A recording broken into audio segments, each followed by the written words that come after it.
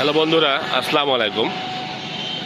পাবনার ঘোষপুর থেকে নাটোরে আত্রাইতে বেশ কিছু ঘোড়ার গাড়ি নিয়ে তারা ধান বওয়ার জন্য গিয়েছিলেন।